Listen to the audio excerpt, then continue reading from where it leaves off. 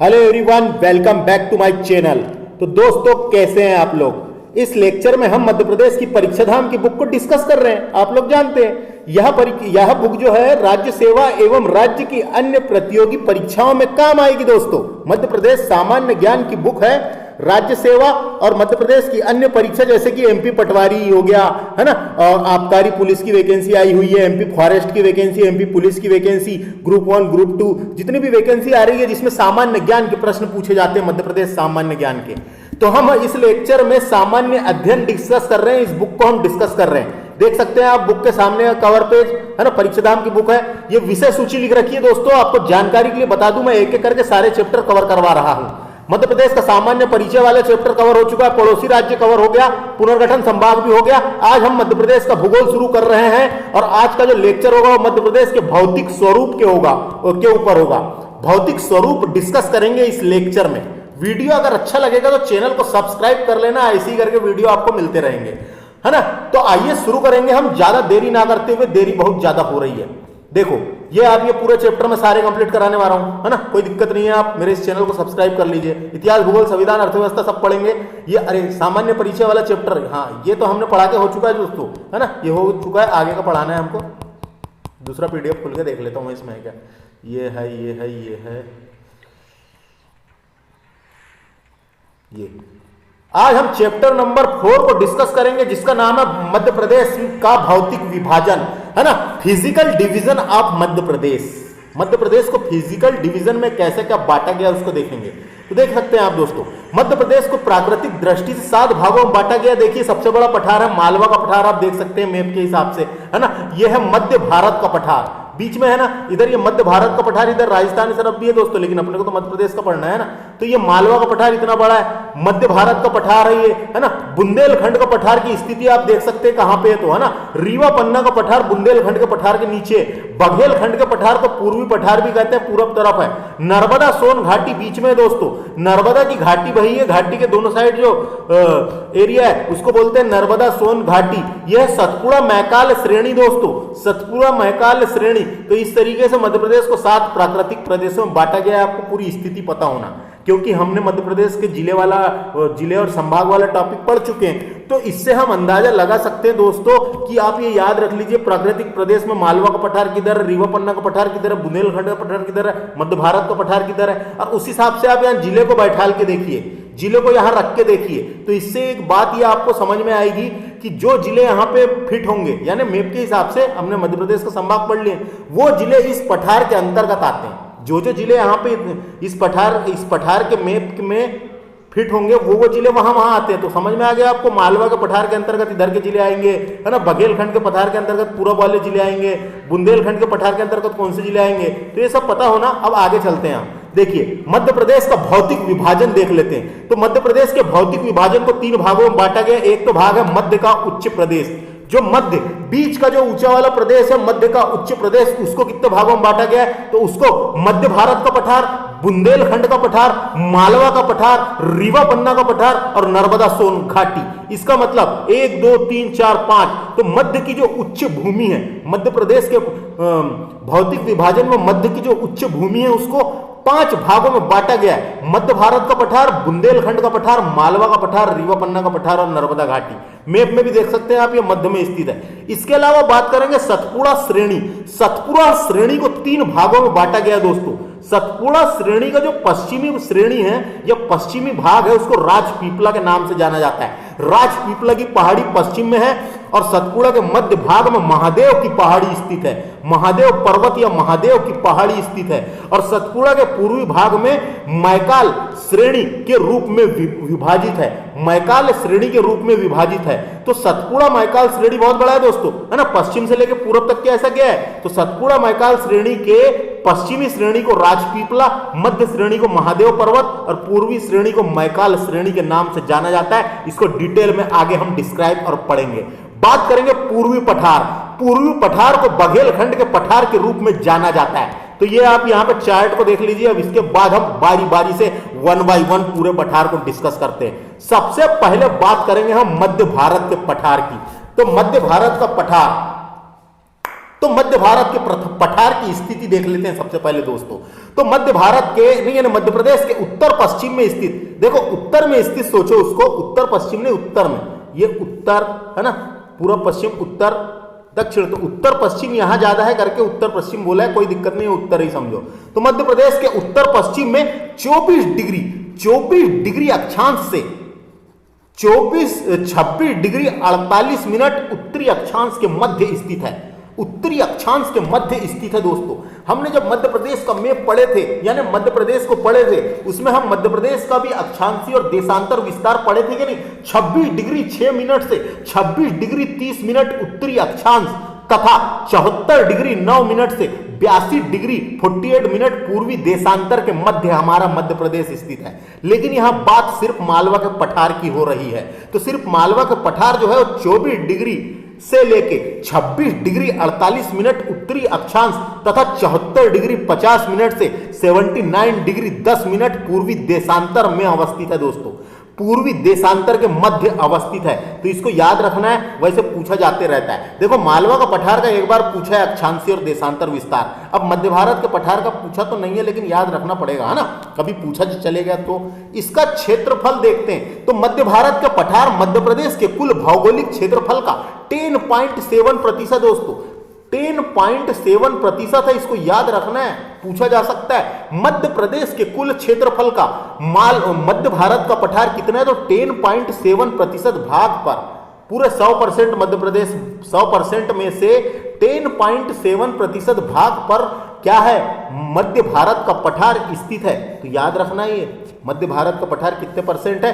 10.7। अगला, इसका निर्माण कैसे हुआ देख लेते हैं मध्य भारत के पठार का। तो इस पठार का निर्माण मुख्यतः विंध्य शैल समूह के अपर्दन, विंध्य शैल समूह के टूटने से, अपर्दन का मतलब टूटना, विंध्य शैल समूह के टूटने से और नदियों के निक्षेपों से हुआ है। नदियों के निक्षेपों से का मतलब यहां पर यह है कि नदियों द्वारा बहाकर लाई गई मिट्टी से इस पठार का निर्माण हुआ है। आपने देखे होंगे ऊपर साइड से पूरी हिमालय की नदियां, यमुना आई है, गंगा आई है और कई सारी नदियां आई है, और इधर से चंबल गई है ना, और कई सारी नदियां गई है। तो यहां है मध्य भारत का पठार। तो मध्य भारत का पठार में इधर से भी आई हुई मिट्टी, इधर से भी आई हुई मिट्टी यहां सब जमा हो गई है। तो इस पठार का निर्माण जो है ना, इसका निर्माण, इस पठार मध्य भारत के पठार का निर्माण नदियों द्वारा लाई गई जलोढ़ मिट्टी से हुआ है, नदियों द्वारा लाई गई जलोढ़ मिट्टी। इसका मतलब इस पठार में कौन सी मिट्टी पाई जाती है ज्यादा,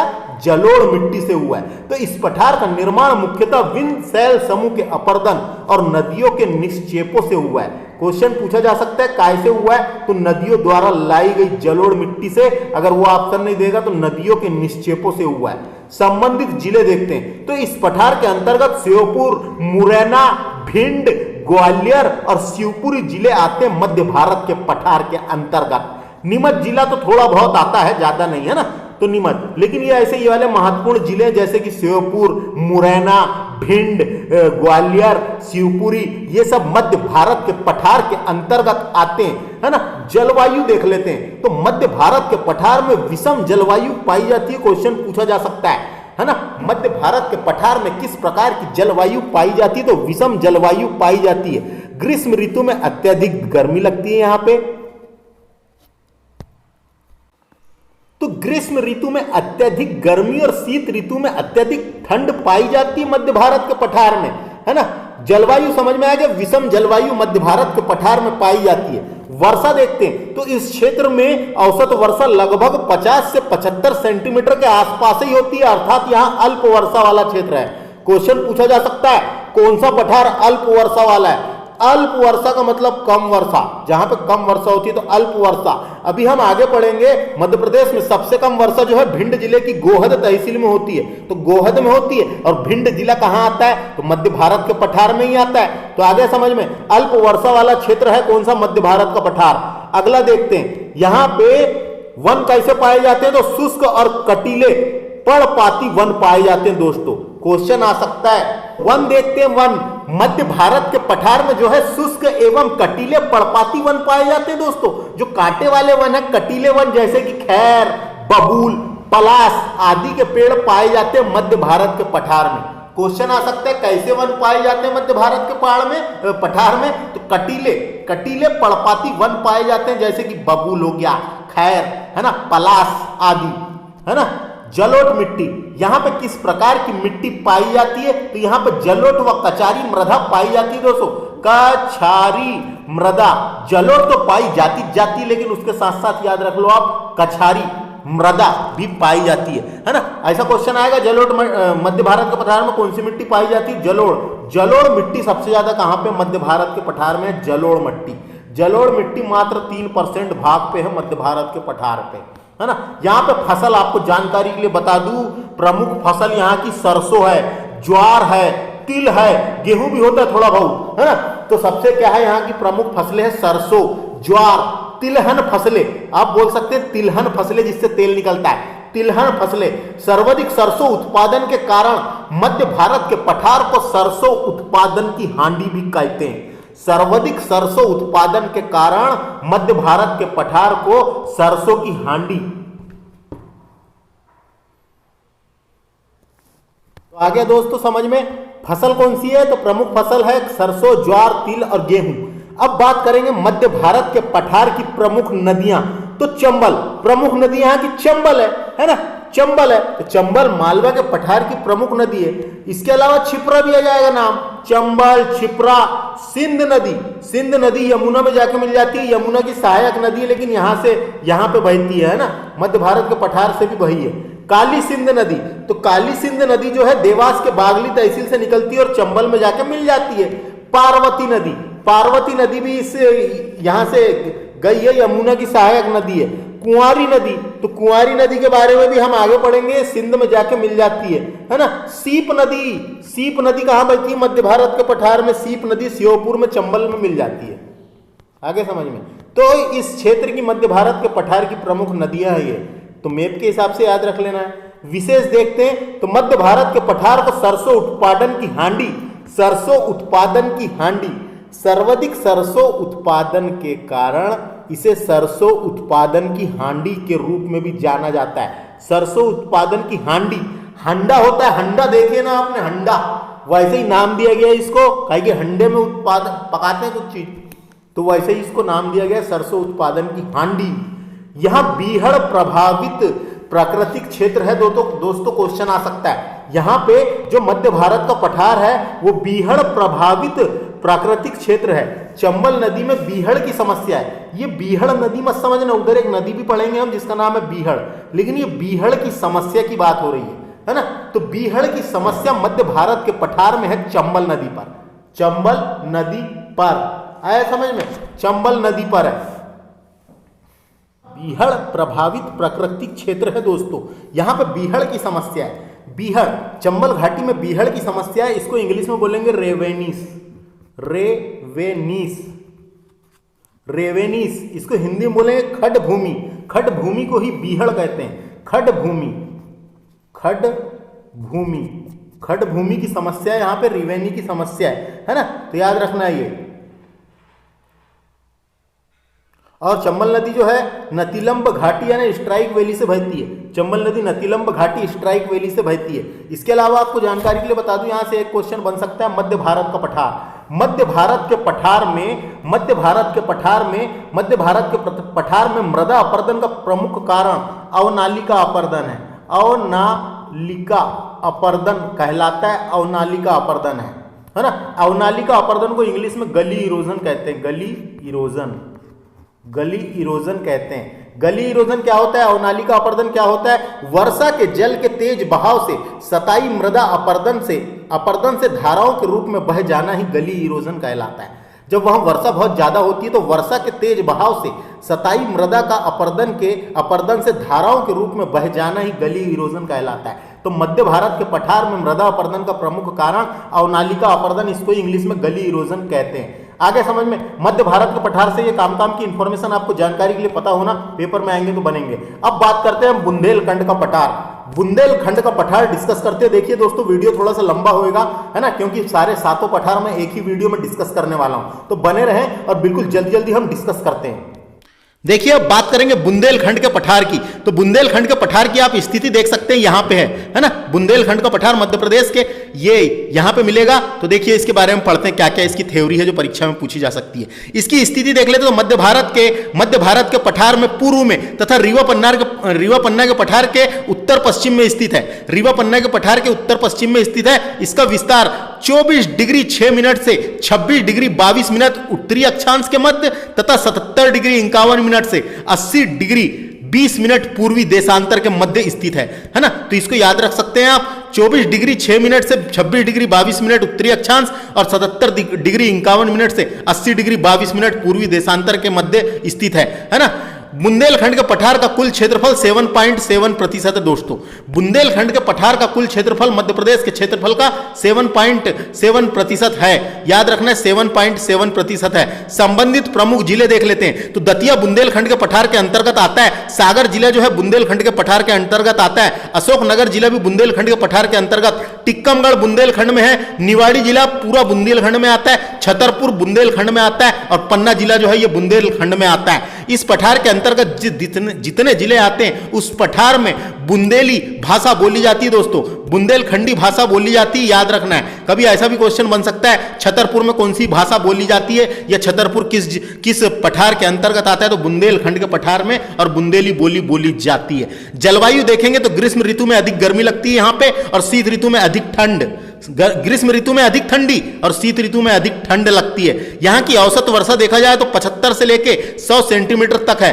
75 से 100 सेंटीमीटर यहाँ की औसत वर्षा है। और यहाँ पे वन जो है तो तेंदुपत्ता होता है, महुआ के पेड़ होते हैं, महुआ है ना, बाबुल और खैर वृक्ष भी होता है। खैर वृक्ष से कत्था बनाया जाता है, कत्था उद्योग भी होता है। नीम आदि वृक्ष पाए जाते हैं, नीम आदि वन यहाँ पे पाए जाते हैं दोस्तों। याद रखना है तेंदुपत्ता, महुआ, बबुल, खैर, नीम आदि वृक्ष पाए जाते हैं। यहाँ पे मिट्टी कैसी है तो यहाँ पे मिश्रित मिट्टी है। यहाँ पे मिश्रित मिट्टी पाई जाती है, लाल काली मिट्टी पाई जाती है। यहाँ पे मिश्रित मिट्टी पाई जाती है, लाल काली मिट्टी पाई जाती है, लाल काली मिट्टी पाई जाती है। यहाँ की फसल देख लेते हैं। तो यहाँ की प्रमुख फसल है गेहूं, ज्वार और तिल। गेहूं, ज्वार और तिल। ज्वार और तिल होता है ज्यादा, गेहूं, ज्वार और तिल। नदियां देखते हैं तो देखिए नदियां यहाँ की इंपॉर्टेंट है ना। बुंदेलखंड की जीवन रेखा बेतवा नदी को कहा जाता है। बुंदेलखंड की जीवन रेखा बेतवा नदी को कहा जाता है ना। यहाँ की प्रमुख नदी बेतवा नदी है। सिंध नदी यहाँ की प्रमुख नदी है। सिंध नदी यमुना में जाके मिल जाती है। घसान नदी यहाँ की प्रमुख नदी है दोस्तों।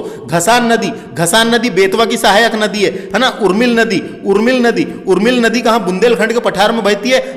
उर्मिल परियोजना पढ़ेंगे अपन, मध्य प्रदेश और उत्तर प्रदेश की संयुक्त परियोजना है। और उर्मिल जो है ये केन नदी में जाके मिल जाती है छतरपुर में केन नदी में जाके मिल जाती है उर्मिल नदी। और जामनी नदी बेतवा नदी में जाके मिल जाती है। तो ये प्रमुख नदी है बुंदेलखंड के पठार की। खनिज देखते हैं तो यहाँ का प्रमुख खनिज हीरा है। हीरा आप जानते हो कि हीरा प्रसिद्ध है, यानी पन्ना जिला प्रसिद्ध है हीरो के लिए। तो यहाँ हीरा निकलता है। चूना पत्थर भी निकलता है यहाँ पे, है ना, चूने के पत्थर भी निकलते हैं। और ये विशेष पॉइंट देख लेते हैं। बुंदेलखंड की सबसे ऊंची चोटी सिद्ध बाबा की चोटी है, जिसकी ऊंचाई 1172 मीटर है। डायरेक्ट क्वेश्चन आएगा बुंदेलखंड के पठार की सबसे ऊंची चोटी कौन सी है तो सिद्ध बाबा की चोटी है। 1172 मीटर इसकी ऊंचाई है। बुंदेलखंड की गंगा बेतवा नदी को कहा जाता है। और मैंने बताया था बेतवा नदी को बुंदेलखंड की जीवन रेखा भी कहा जाता है। बुंदेलखंड की प्रमुख नदी है बेतवा नदी। मध्य प्रदेश का सर्वाधिक सूखा प्रभावित क्षेत्र बुंदेलखंड ही है। मध्य प्रदेश का सूखा प्रभावित क्षेत्र बुंदेलखंड ही है। तो समझ में आ गया बुंदेलखंड के पठार से। और बुंदेलखंड के पठार से क्या क्या क्वेश्चन बन सकते हैं तो मैं आपको जानकारी के लिए बता दूं।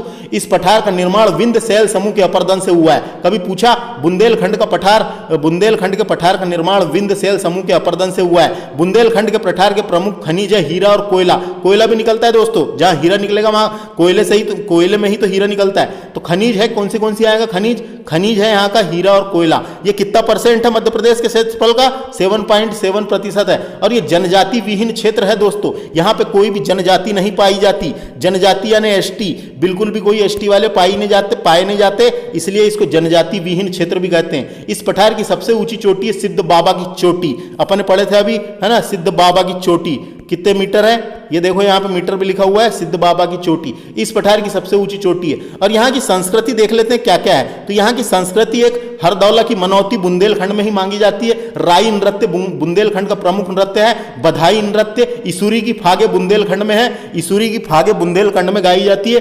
कनाडा नृत्य और आल्हा गायन, कनाडा नृत्य और आला गायन ये बुंदेलखंड की प्रमुख संस्कृति है दोस्तों। तो इतना याद रखना है यहां से जो मैंने काम की चीजें बताया। अब हम बात करेंगे मालवा के पठार की, बहुत इंपॉर्टेंट है मालवा का पठार, है ना। मालवा का पठार मध्य प्रदेश का सबसे बड़ा पठार है दोस्तों। मालवा का पठार मध्य प्रदेश का सबसे बड़ा पठार है ना, सबसे बड़ा पठार है। इसका निर्माण डक्कन ट्रेप की बेसाल्ट चट्टान से हुआ है, डक्कन ट्रेप की बेसाल्ट चट्टान से हुआ है, यानी ज्वालामुखी उद्गार से हुआ है। इसका क्षेत्रफल लगभग, इसका क्षेत्रफल यहां पढ़ लेते हैं, पहले यहां का बताता हूं मैं, इसकी स्थिति देखते हैं। तो मालवा का पठार मध्य प्रदेश के पश्चिमी भाग में स्थित है। इसका विस्तार 22 डिग्री 17 मिनट से 25 डिग्री 8 मिनट उत्तरी अक्षांश के मध्य स्थित है।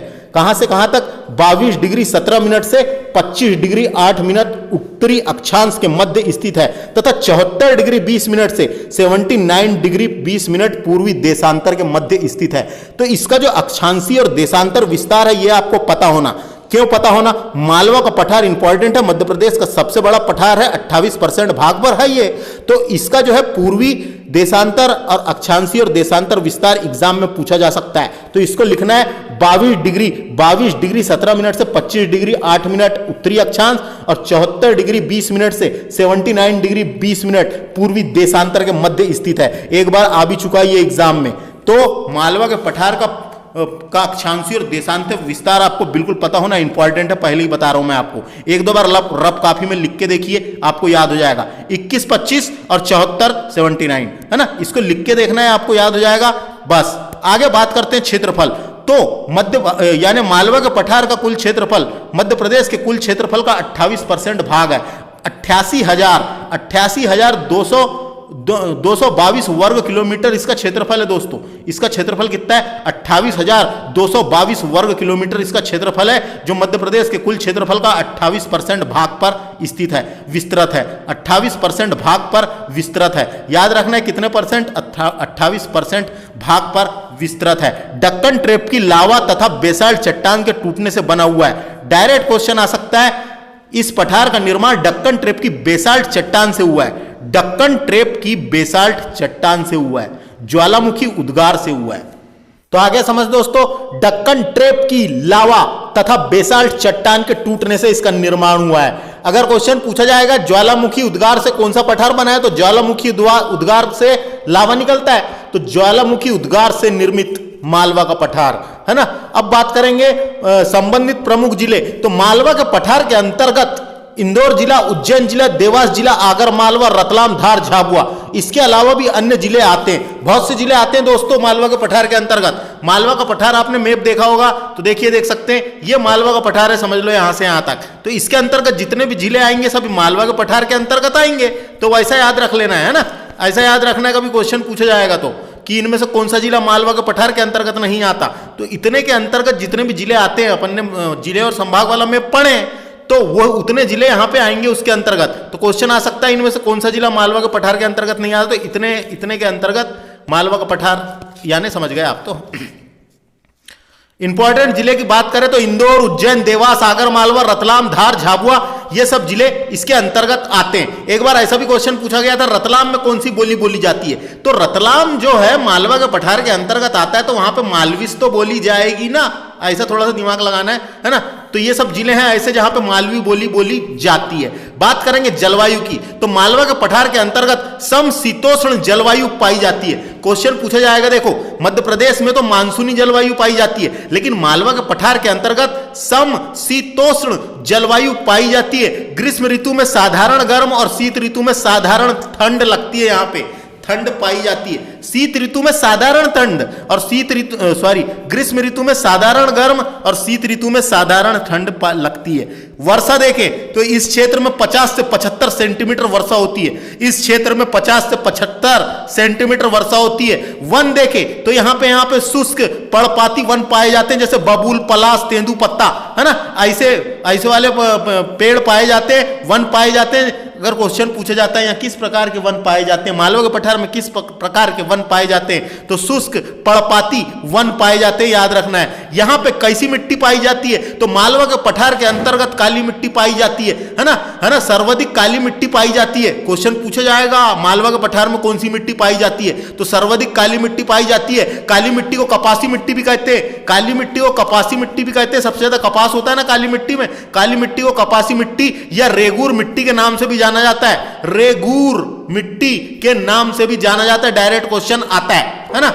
काली मिट्टी को कपासी मिट्टी या रेगूर मिट्टी भी कहते हैं। सर्वाधिक काली मिट्टी मालवा के पठार में पाई जाती है और मध्य प्रदेश में सर्वाधिक काली मिट्टी पाई जाती है। उसका कारण यह है मालवा के पठार में पाई जाती है और मालवा के पठार का क्षेत्रफल 28% है, तो मध्य प्रदेश में सर्वाधिक काली मिट्टी पाई जाती है और मालवा के पठार में भी सर्वाधिक काली मिट्टी पाई जाती है। काली मिट्टी को कपासी मिट्टी या रेगूर मिट्टी के नाम से भी जाना जाता है। अब जब काली मिट्टी पाई जाएगी तो यहाँ फसल कैसी कैसी होगी, तो यहाँ पे होता है सोयाबीन। सर्वाधिक सोयाबीन उत्पादन होने कारण मध्य प्रदेश को सोया प्रदेश के रूप में भी जाना जाता है। मध्य प्रदेश में सर्वाधिक सोयाबीन जो है मालवा के पठार में होता है, याद रखना है। सर्वाधिक सोयाबीन मालवा के पठार में होता है मध्य प्रदेश में। और काली मिट्टी है तो कपास भी होता है यहाँ पे, है ना। कपास तो निमाड़ क्षेत्र में सबसे ज्यादा होता है दोस्तों, निमाड़ क्षेत्र। अभी आगे पढ़ेंगे हम निमाड़, खंडवा, खरगोन, बुरहानपुर, बड़वानी वाला जो क्षेत्र है निमाड़ क्षेत्र, इसे कपास का कटोरा भी कहते हैं, खंडवा खरगोन वाले क्षेत्र को। सर्वाधिक कपास, सुनहरे कपास होते हैं खंडवा खरगोन में, काहे कि वहां पे गहरी काली मिट्टी पाई जाती है। और ये जो मालवा के पठार में साधारण काली मिट्टी पाई जाती है ना, ये याद रखना है। तो गेहूं हो गया, गेहूं भी होता है दोस्तों यहाँ पे, काली मिट्टी पे गेहूं भी होता है, तो गेहूं भी होता है, ज्वार भी होता है, मूंगफली, है ना।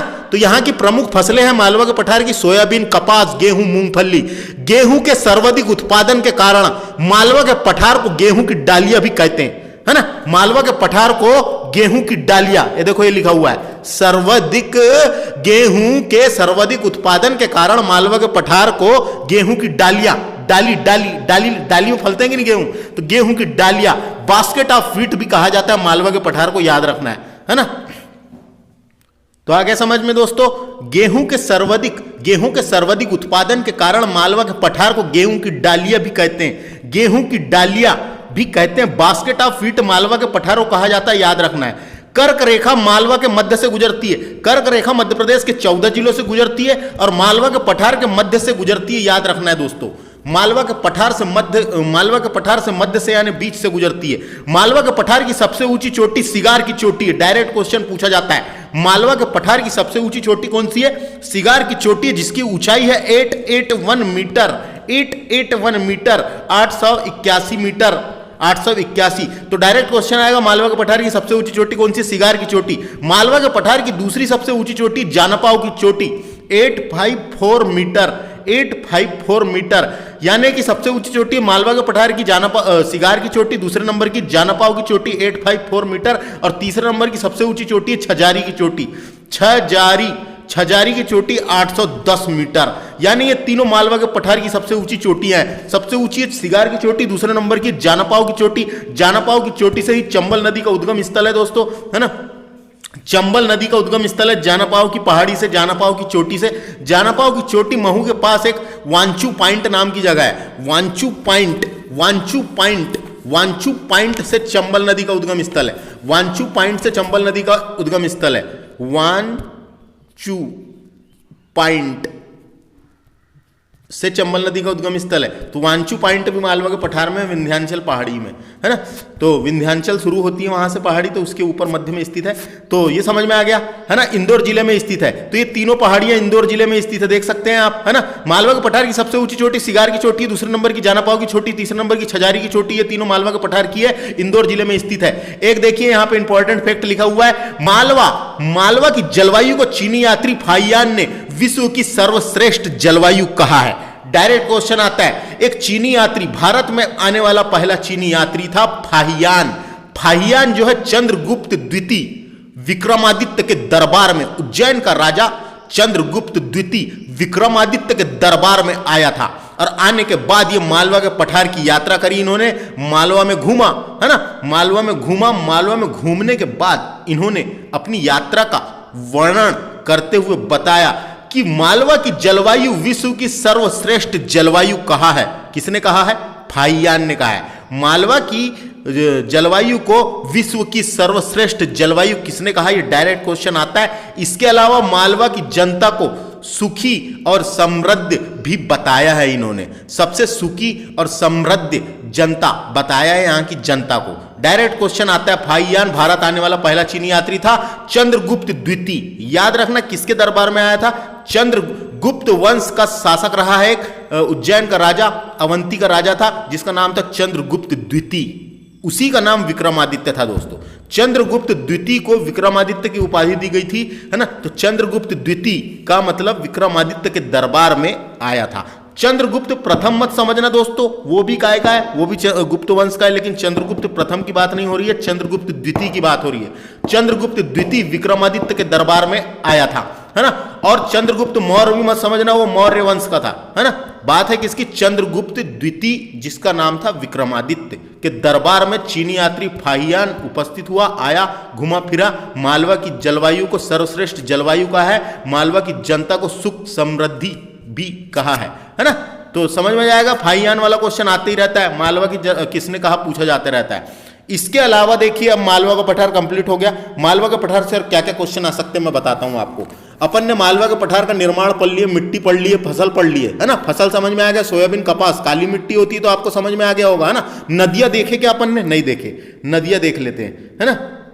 देखो मालवा के पठार की में बहने वाली नदियां चंबल, छिपरा, सिंध, काली सिंध, पार्वती और माही, ऐसी ये नदियां हैं जो मालवा के पठार में बहती है। यहाँ की जनजाति पूछा जा सकता है। मालवा के पठार में पाए जाने वाली प्रमुख जनजातीय भील, प्रमुख जनजातीय भील, भील पाई जाती है उधर झाबुआ अलीराजपुर तरफ, और झाबुआ अलीराजपुर धार ये सब कहाँ पे आता है, ये मालवा के पठार के अंतर्गत आता है कि नहीं। इसलिए मालवा के पठार की प्रमुख जनजातीय भील, भील मध्य प्रदेश की सबसे बड़ी जनजाति 2011 की जनगणना के अनुसार, 2011 की जनगणना के अनुसार भील मध्य प्रदेश की सबसे बड़ी जनजाति है। मालवा के पठार की प्रमुख जनजाति पूछेगा तो भील, है ना। यहाँ पे खनिज कौन से निकलते हैं, तो मालवा के पठार में एस्बेस्टॉस और रॉक फॉस्फेट,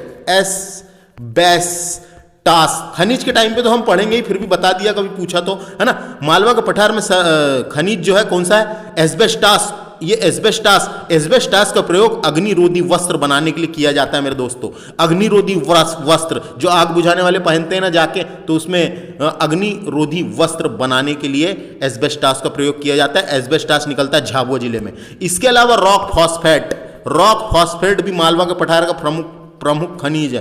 रॉक फॉस्फेट जो है ये झाबुआ में निकलता है दोस्तों, है ना। और ये कहाँ आता है, मालवा के अंतर्गत। रॉक फॉस्फेट और एस्बेस्टास दो प्रमुख यहाँ के खनिज है। बात करेंगे हम इसकी संस्कृति की, तो संस्कृति देखो, माच अपन ने पढ़े थे कि नहीं, माच मालवा का प्रमुख नृत्य क्या है, नाट्य है करके। माच जो है मध्य प्रदेश का राजकीय नाट्य है, और इसको माच को हमने कहाँ से लिया गया, मालवा से लिया गया, और मालवा की संस्कृति माच। इसके अलावा काटी पूछा जा सकता है, काटी व मटकी नृत्य कहाँ का है, तो काटी व मटकी नृत्य जो दोनों जो है ये मालवा के हैं, याद रखना है। इसके अलावा गणगौर पर्व भी मालवा का है, त्योहार है एक प्रकार का गणगौर पर्व। कलगी तुर्रा भी मालवा का है दोस्तों, कलगी तुर्रा मालवा का है, कलगी तुर्रा गायन। इसके अलावा निर्गुड़िया गायन,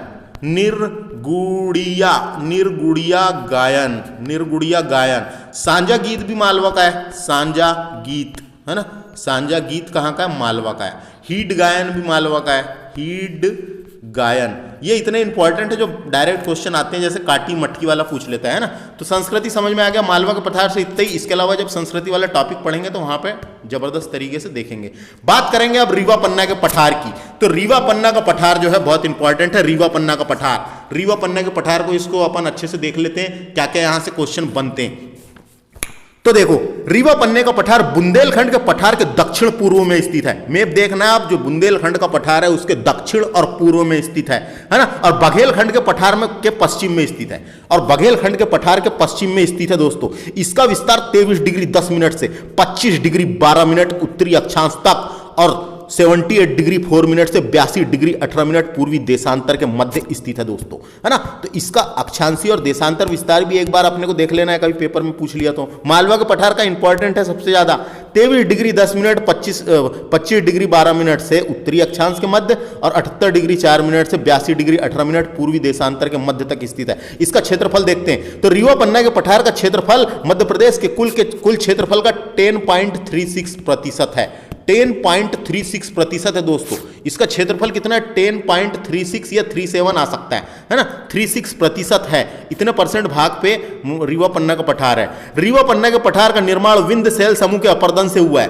इस क्या नाम है, रीवा पन्ना के पठार का निर्माण विंध्य सैल समूह के अपरदन से हुआ है। विंध्य सैल समूह के अपरदन से हुआ है, डायरेक्ट क्वेश्चन पूछा जा सकता है। विंध्य सैल समूह के अपरदन, विंध्य सैल समूह के अपरदन टूटने से हुआ है। संबंधित जिले इस पठार के अंतर्गत रीवा, पन्ना, कटनी, उमरिया, सतना, दमोह जिले आते हैं। रीवा, पन्ना, कटनी, उमरिया, सतना, दमोह जिले आते हैं रीवा पन्ना के पठार के अंतर्गत। यहाँ की जलवायु ग्रीष्म ऋतु में साधारण गर्मी लगती है यहाँ पे, तथा शीत ऋतु में अधिक ठंड लगती है ना। ग्रीष्म ऋतु में साधारण ठंड, साधारण गर्म, और शीत ऋतु में अधिक ठंड लगती है। वन देख लेते हैं। इस क्षेत्र में वनों में बांस, तेंदुपत्ता, शीशम का पेड़, खैर का पेड़ भी पाए जाते हैं, आदि पेड़ पाए जाते हैं। बांस का हो गया, तेंदु, शीशम, है ना। बांस तो सबसे ज्यादा सतपुड़ा तरफ होता है, लेकिन यहां भी कुछ कुछ क्षेत्र में देखने को मिले हैं। बात करेंगे मिट्टी की, तो यहां पर मिश्रित मिट्टी पाई जाती है दोस्तों। मिश्रित, मिली हुई, यानी कैसी मिली? लाल पीली दोनों मिश्रित होगी, है कि नहीं। तो मिश्रित मिट्टी पाई जाती है, याद रखना है। नदियां देख लेते तो यहां की टोम्स नदी इंपॉर्टेंट है। टोम्स नदी जो है, टोम्स नदी है ना, टोम्स नदी इंपॉर्टेंट है। टोम्स नदी दोस्तों, टोम्स नदी किसमें जाके मिलती है? टोम्स को तमाशा नदी भी कहते हैं, और ये गंगा की सहायक नदी है, याद रखना है। गंगा की सहायक नदी गंगा के में जाके मिल जाती है। केन नदी तो यमुना में मिलती, कोई दिक्कत नहीं, नदी के टाइम पर डिटेल में बताऊंगा। और इस पठार की बहने वाली प्रमुख नदी है एक बीहड़ नदी है दोस्तों। बीहड़ नदी जो है, बीहड़ नदी इंपॉर्टेंट है, बीहड़ नदी को देख लेना है ना। बीहड़ नदी यहाँ की इंपॉर्टेंट नदी है। महाना नदी, ये महाना नदी जो है ये इंपॉर्टेंट है। महाना नदी और बिछिया नदी किनारे रीवा बसा हुआ है, और बिछिया भी यहाँ की प्रमुख नदी है।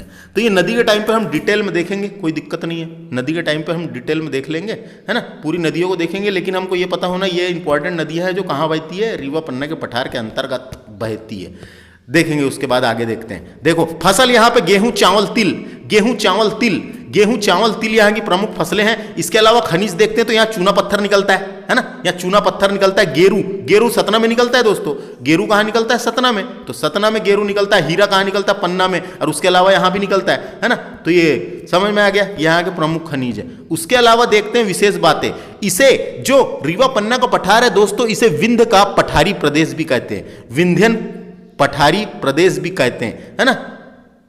इसको रीवा पन्ना के पठार को विंध्य का पठारी प्रदेश भी कहते हैं, और ये इसे विंध्यन कगारी स्कार्पटलैंड भी कहते हैं दोस्तों। क्वेश्चन तो एक बार ऐसा पूछा है सिर्फ, है ना। इसे विंध्य का पठारी प्रदेश भी कहते हैं, और इसको भी एक बार देख लेना है। इस क्षेत्र की सबसे ऊंची चोटी, इस क्षेत्र की सबसे ऊंची चोटी है गुडविल, जिसे सद्भावना की चोटी उसी का नाम है, इंग्लिश नाम है गुडविल, हिंदी में बोलते हैं सद्भावना की चोटी, जिसकी ऊंचाई है 752 मीटर, दमोह जिले में स्थित है। 752 मीटर दमोह जिले में स्थित है इस क्षेत्र की सबसे ऊंची चोटी, है ना। रीवा पन्ना के पठार की सबसे ऊंची चोटी बोल सकते हैं, या विंध्यांचल पर्वत की सबसे ऊंची चोटी है गुडविल, जिसका नाम है सद्भावना, 752 मीटर, दमोह जिले में है, याद रखना है। गुडविल या सद्भावना की चोटी कहां पड़ती है? दमोह जिले में है। इसके अलावा मध्य प्रदेश में एक जबेरा का गुंबद है, जो दमोह जिले में स्थित है, रीवा पन्ना के पठार के अंतर्गत आता है। रीवा पन्ना के पठार के अंतर्गत आता है। क्वेश्चन एक बार ऐसा भी पूछा गया है, जुबेरा का गुंबद कौन सी भूमि? कगार भूमि,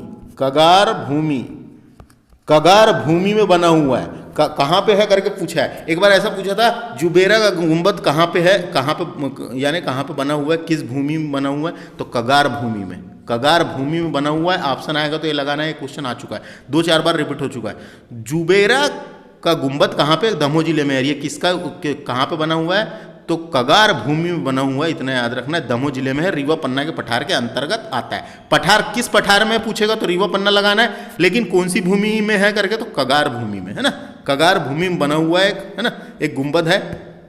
अब बात करते हैं हम नर्मदा घाटी की। आगे समझ, रीवा पन्ना के पठार से इतना ही। अब बात करेंगे नर्मदा घाटी की। तो नर्मदा घाटी देखिए, नर्मदा घाटी जो है पश्चिमी भाग का निर्माण दक्कन ट्रेप की बेसाल्ट चट्टान से हुआ है, जबकि पूर्वी भाग का निर्माण विंध्य शैल समूह के अपरदन से हुआ है। विंध्य शैल के अपरदन से हुआ है, ऐसा है ना। इसका पूर्वी भाग अलग है नर्मदा घाटी का और पश्चिमी भाग अलग है ना। पश्चिमी भाग का निर्माण दक्कन ट्रेप की बेसाल्ट चट्टान से, जबकि पूर्वी भाग का निर्माण विंध्य शैल के अपरदन से हुआ है। देखते हैं अब इसको पढ़ते हैं, इसकी स्थिति कैसी है। तो मालवा तथा रीवा पन्ना के पठार के दक्षिण में, है ना, मालवा के पठार के दक्षिण में है दोस्तों, और रीवा पन्ना के पठार के दक्षिण में तथा सतपुड़ा श्रेणी के उत्तर में, तथा सतपुड़ा श्रेणी के उत्तर में है। अब देखो डायग्राम के हिसाब से बताता हूं मैं। ये मालवा का पठार हो गया, ये रीवा पन्ना का पठार हो गया, और यहां से गया ये है नर्मदा घाटी। नर्मदा घाटी के नीचे यहां पे सतपुड़ा पर्वतमाला है, तो बीच में हुआ कि नहीं, है ना, समझ में आ गया।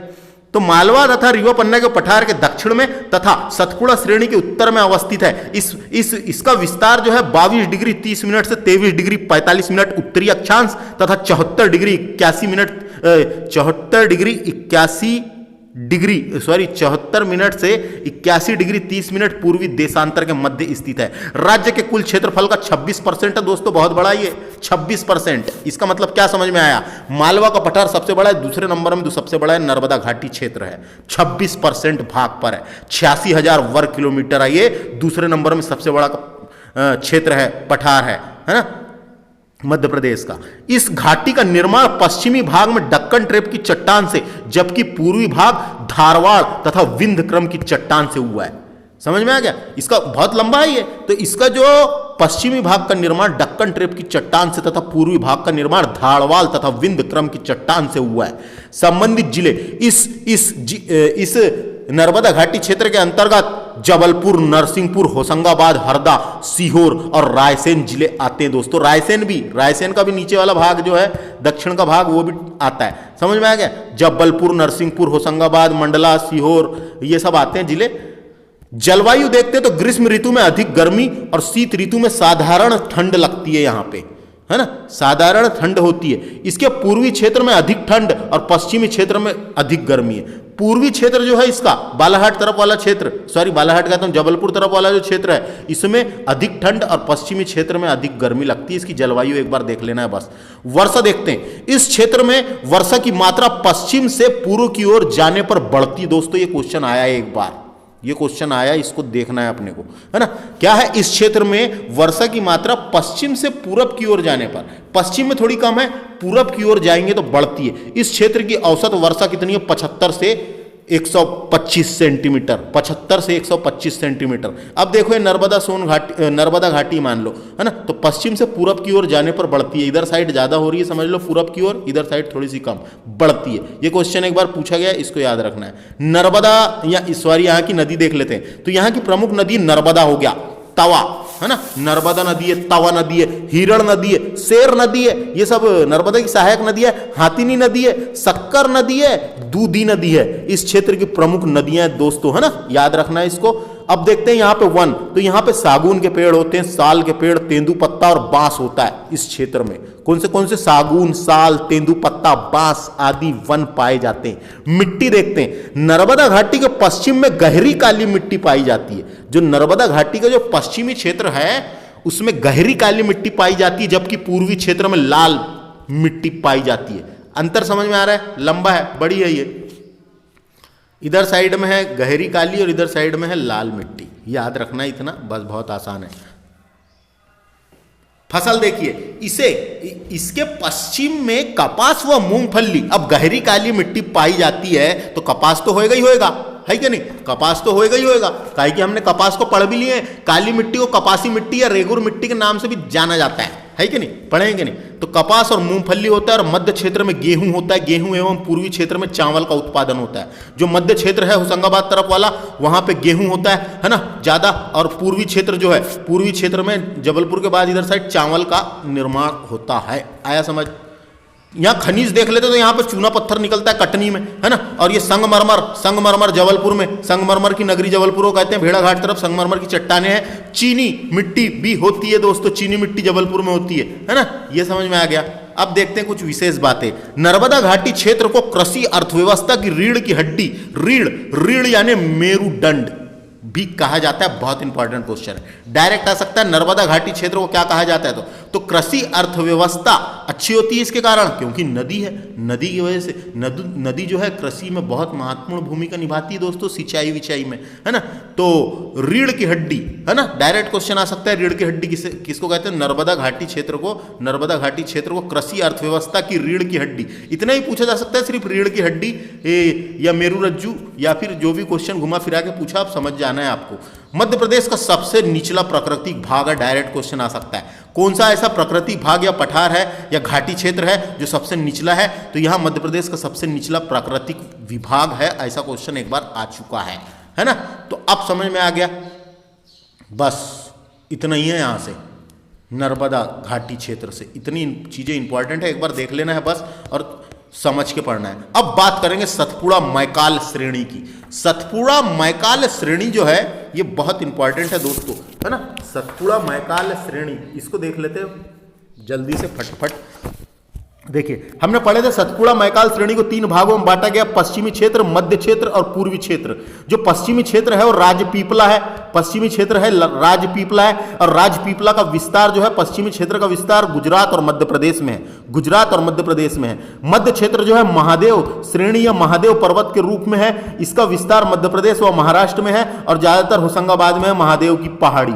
पूर्वी क्षेत्र जो है मैकाल क्षेत्र के रूप में जाना जाता है, इसका विस्तार मध्य प्रदेश और छत्तीसगढ़ में है दोस्तों, इसका विस्तार मध्य प्रदेश और छत्तीसगढ़ में है ना। तो देखो सतपुड़ा पर्वत श्रृंखला बहुत बड़ी है दोस्तों, सतपुड़ा पर्वत श्रृंखला बहुत बड़ी है। इस श्रेणी का विस्तार जो है गुजरात के राजपीपरिया यानी राजपीपला की पहाड़ी से लेकर मध्य प्रदेश में महादेव पर्वत तक विस्तृत है, और उसके बाद मैकाल श्रेणी कहलाती है, और मैकाल श्रेणी के रूप में आगे छोटा नागपुर के पठार झारखंड तक विस्तृत है ना। और ये सतपुड़ा का पठार जो है अवशिष्ट पर्वत का उदाहरण है दोस्तों, है ना। सतपुड़ा के पठार की सबसे ऊंची चोटी है धूपगढ़, जो 1350 मीटर, जो महादेव की पहाड़ी पर स्थित है होशंगाबाद में, है ना। तो देखो इसको यहां से मैं बता रहा हूं आपको, स्थिति देख लेते हैं। सतपुड़ा मैकाल श्रेणी नर्मदा घाटी के दक्षिण में समानांतर स्थित है, डायरेक्ट क्वेश्चन आता है, नर्मदा घाटी के दक्षिण में है और समानांतर स्थित है। मैप देखना आप, इसका विस्तार 21 डिग्री 30 मिनट से 23 डिग्री उत्तरी अक्षांश तथा 74 डिग्री 30 मिनट से 81 डिग्री पूर्वी देशांतर तक स्थित है।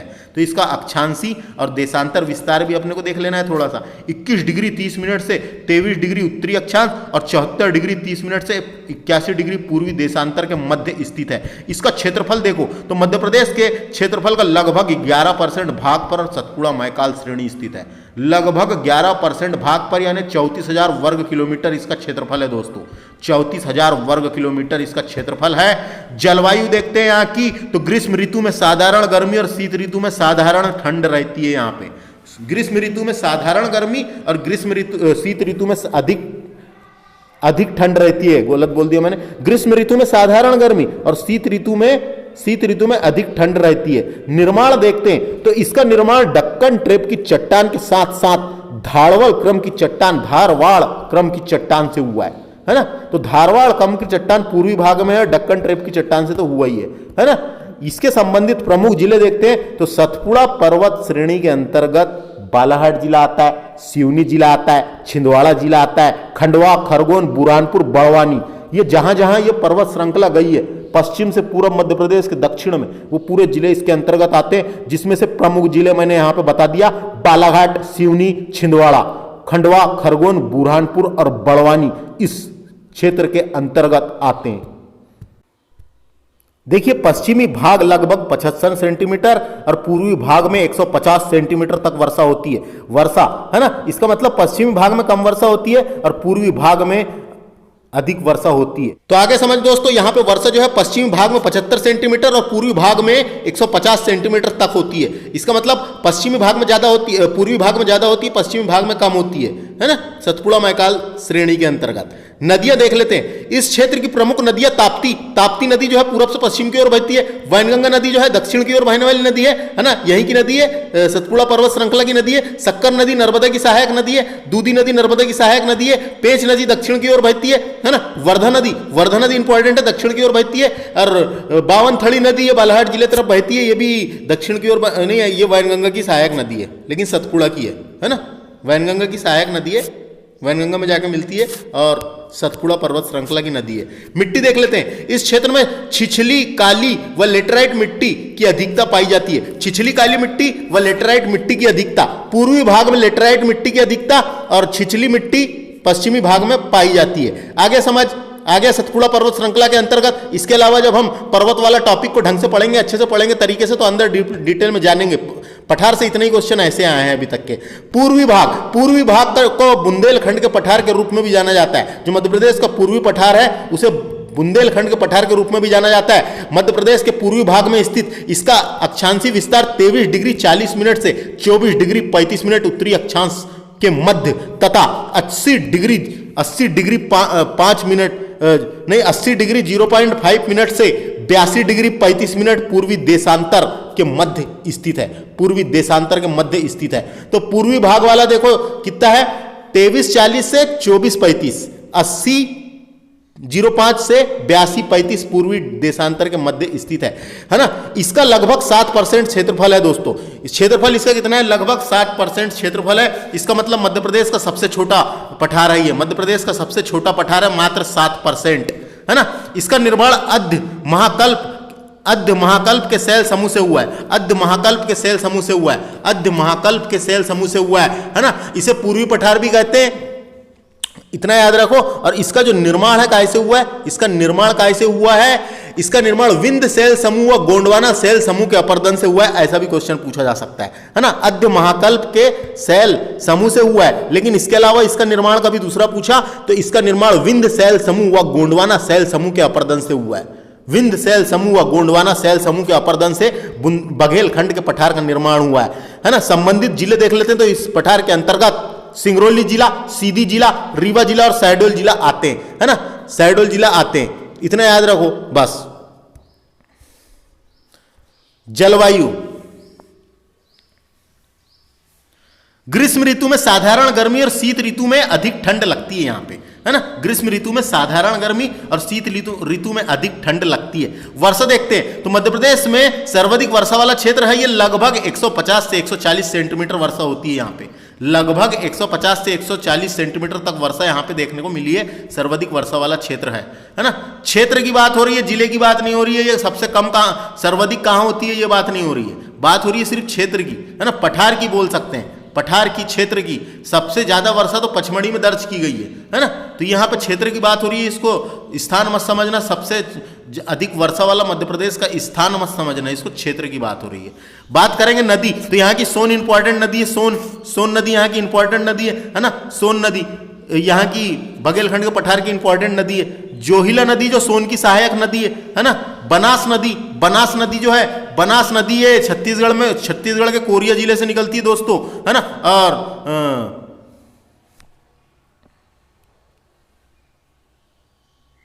छत्तीसगढ़ के कोरिया जिले से निकलती है और सोन नदी में जाके मिल जाती है बनास नदी, है ना। अब बात करेंगे गोपद नदी की। गोपद नदी जो है ये सोनहट के पठार से निकलती है। सोनहट के पठार से निकलती है ना। सोनहट के पठार से निकलती है और बनास नदी में जाके मिल जाती है। बनास नदी में जाके मिल जाती है। गोपद नदी बनास नदी में जाके मिल जाती है। ये छत्तीसगढ़ की नदी है दोनों, है ना।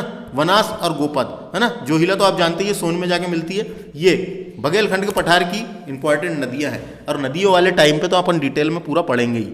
मिट्टी देखते तो यहाँ पे लाल पीली मिट्टी पाई जाती है दोस्तों। यहाँ पे लाल पीली मिट्टी पाई जाती है, इतना याद रखना। पूर्वी पठार से इतने ही क्वेश्चन पूछा गया है, बघेलखंड के पठार से। खनिज देख लेते हैं यहाँ पे, आपको जानकारी के लिए बता दूं तो यहाँ लाल पीली मिट्टी होती है। यहाँ खनिज है कोयला निकलता है यहाँ पे, इंपॉर्टेंट है। कोयला गोंडवाना सेल समूह में पाया जाता है और यहाँ पे बघेलखंड के पठार से खनिज इंपॉर्टेंट है कोयला, है ना। मात्र 7% भाग पर है ये, 25,000 वर्ग किलोमीटर। यहाँ की जनजाति दो इंपॉर्टेंट है, गोंड जनजाति और बैगा जनजाति। गोंड जनजाति बैगा जनजाति यहाँ देखने को मिली है, पाई जाती है ना।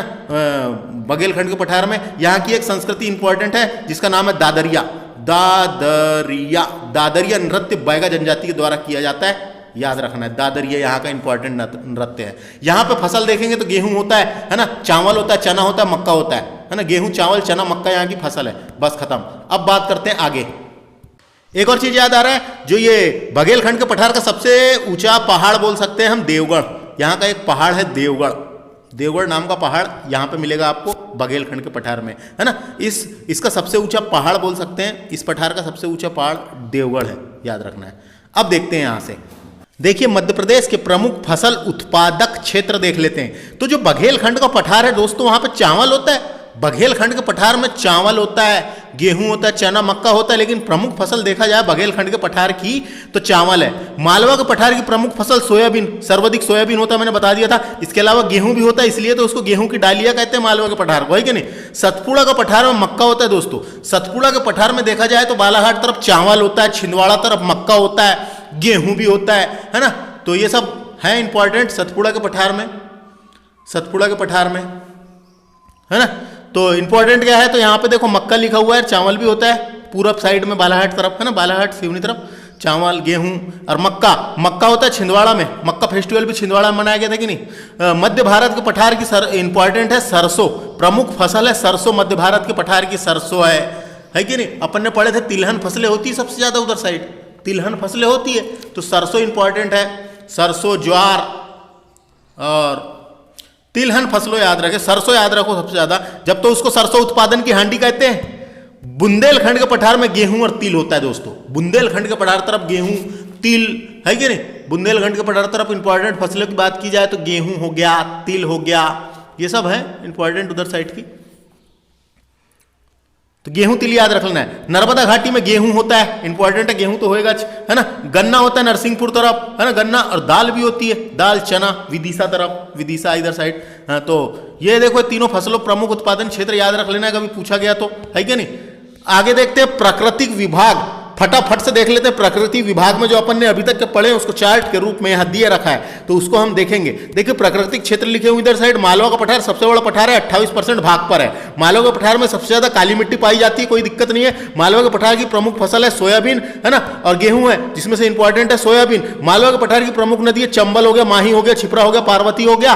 और मालवा के पठार की सबसे ऊंची चोटी सिगार की चोटी है। मालवा के पठार की सबसे ऊंची चोटी क्या है, सिगार की चोटी है। मालवा के पठार की सबसे ऊंची चोटी सिगार की चोटी है। दूसरे नंबर की जानापाव की चोटी है, तीसरे नंबर की छजारी की चोटी है, मालवा के पठार की चोटी है। और मालवा के पठार की जो ढाल है, ढाल ढाल ढाल ढाल यानी ढलान, ढाल जो है उत्तर पूरब की ओर है दोस्तों। जब तो जितनी भी नदियां हैं जो उत्तर पूरब की ओर जाके मिलती है ना, तो उत्तर पूरब की ओर है, ये भी पूछा गया था एक बार, याद रखना है। उसके बाद देखिए मध्य भारत का पठार, मध्य भारत का पठार 10.68% भाग पर है।